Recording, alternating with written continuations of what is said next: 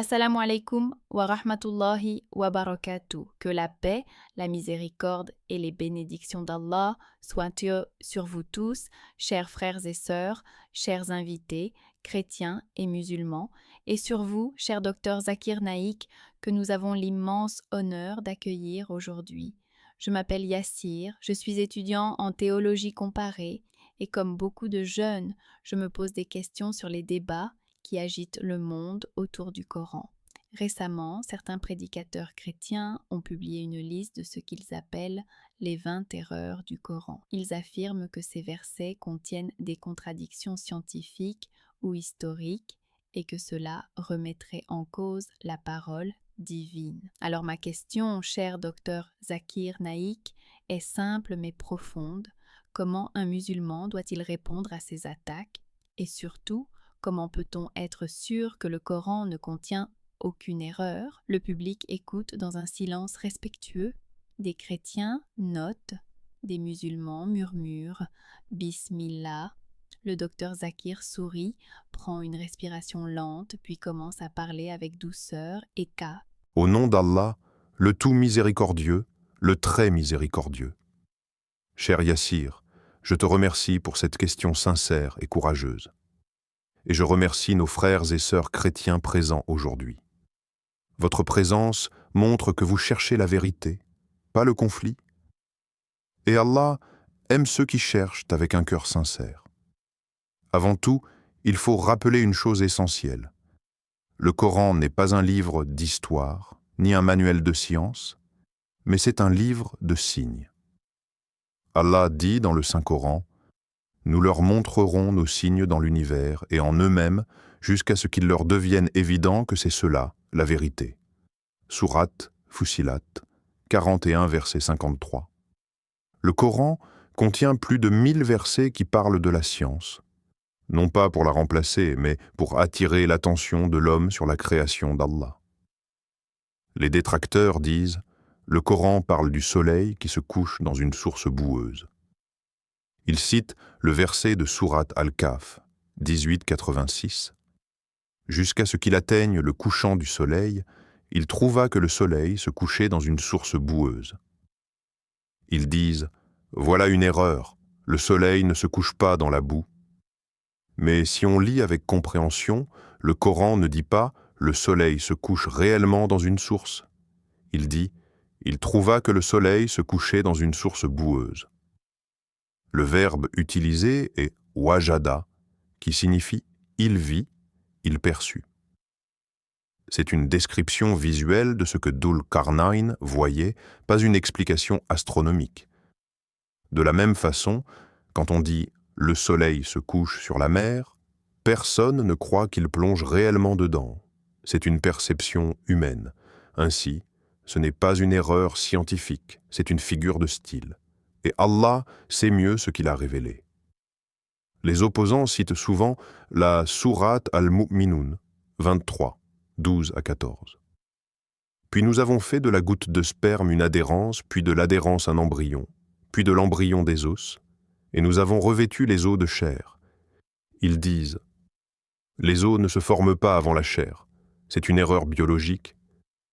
Mais, cher public, ceux qui disent cela n'ont pas étudié le texte arabe original, ni la science moderne avec rigueur.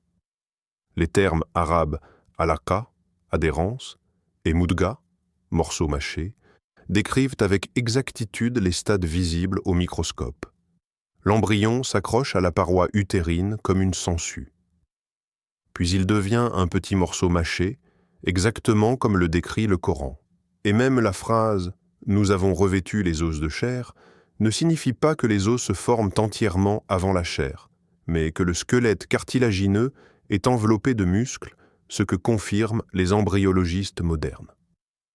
Le professeur Keith Moore, un des plus grands embryologistes du monde, a étudié ces versets et a dit: je suis émerveillé par la précision scientifique du Coran.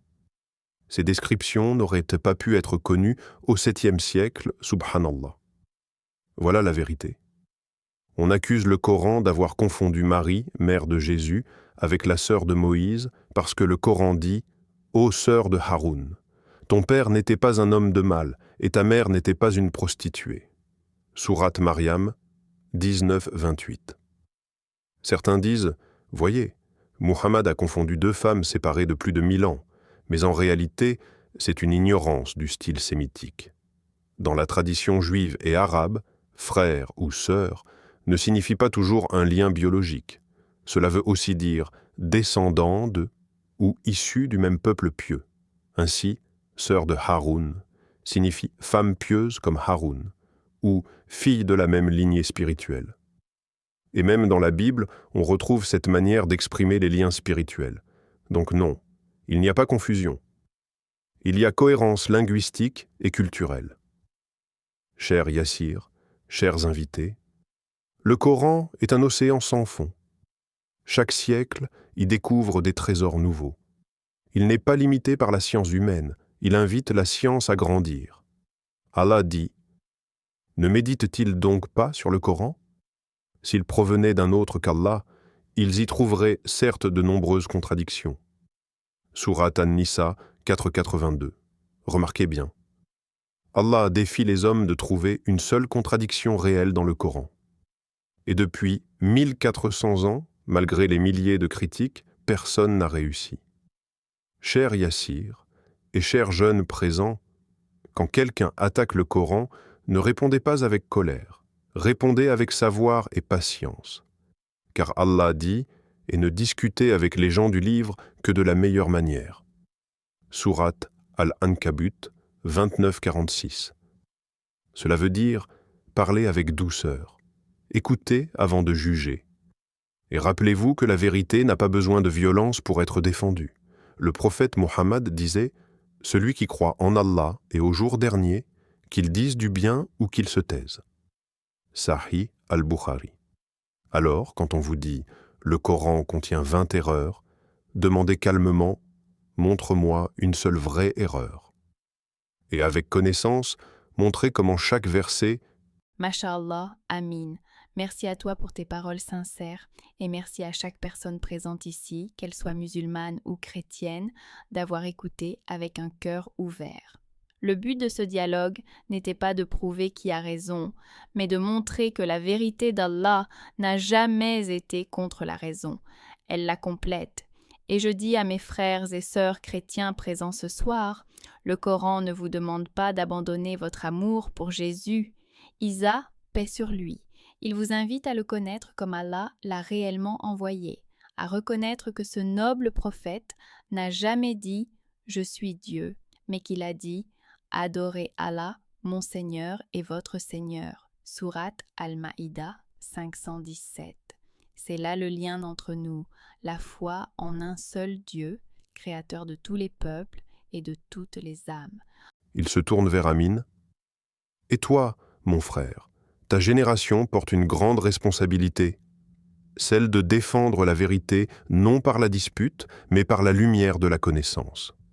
C'est ainsi que le message de l'islam brillera toujours. » Il s'adresse maintenant à l'audience entière, avec un ton plus chaleureux. « Mes chers frères et sœurs, si ces moments vous ont touchés, si ces paroles vous ont fait réfléchir, alors je vous invite à continuer ce chemin de lumière. Abonnez-vous à la chaîne Parole et Vérité pour découvrir d'autres dialogues sincères entre l'islam et le christianisme. Aimez cette vidéo, partagez-la autour de vous et laissez un commentaire pour nous dire ce que vous en avez retenu. Et surtout, n'oubliez pas d'écrire dans les commentaires « Allahu Akbar ». Pas comme un cri d'orgueil, mais comme un cri d'amour, un cri de reconnaissance envers celui qui nous unit, le Créateur de la lumière et de la vérité.